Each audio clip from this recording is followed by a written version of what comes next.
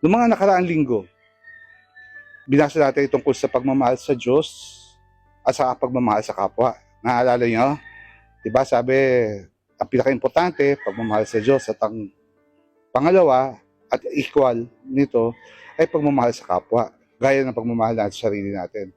Tapos, pinag-usapan natin yung Good Samaritan. Yung Good Samaritan, sabi, kinakatawan ito ni Jesus kasi siya, nagdadasal siya, mahal na mahal niya tatay, tapos mahal niya rin tayo. Yung binasa natin ngayon tungkol kay Marta at saka kay Maria. Si Maria, pagdating ni Jesus, umupo sa paanan at nakinig. Di ba ganun sinabi?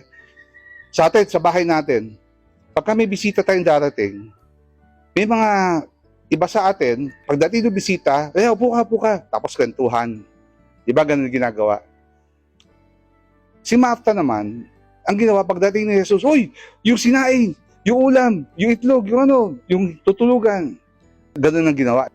Meron din ganun sa atin, na pagdating ng bisita natin, ang unang-unang gagawin natin, aasikasuhin natin. Tama?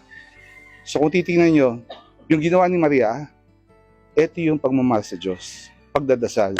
Kinakatawan ni Maria yung unang bahagi ng buod ng 10 utos. Si Marta naman, ang kumakatawan dun sa pangalawang bahagi, yung pagmamahal sa kapwa, yung pag-aasikaso. Pero yun nga lang, kung titingnan nyo, merong lang na-miss si Marta.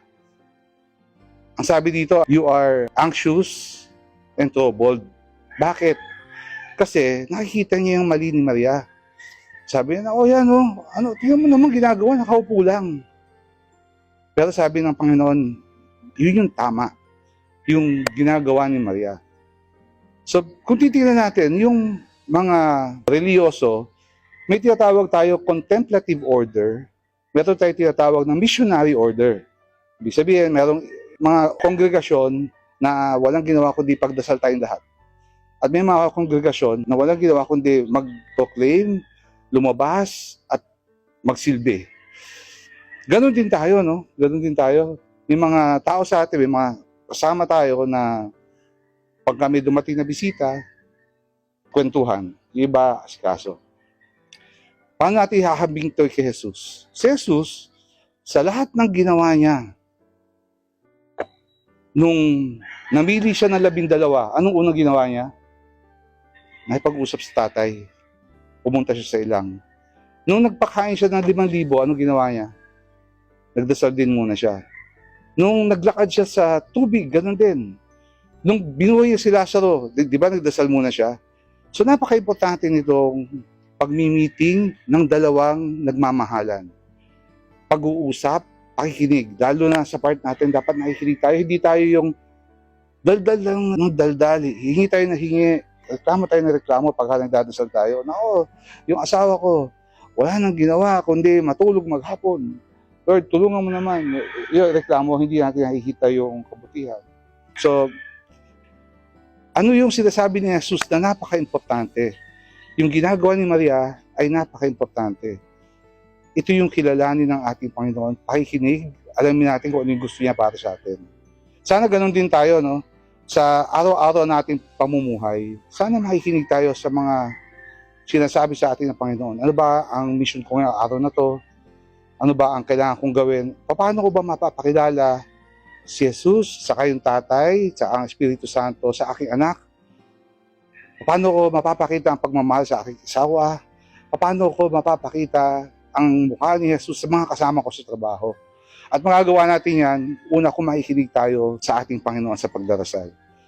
So, ganun din, sa trabaho natin, para may direksyon tayo, dapat nakikinig tayo sa sinasabi ng mga nagsasalita rin dito sa unahan, kung ano yung mga misyon natin ngayong araw na ito, ngayong linggo nito. So, konektado sa buhay natin, di ba?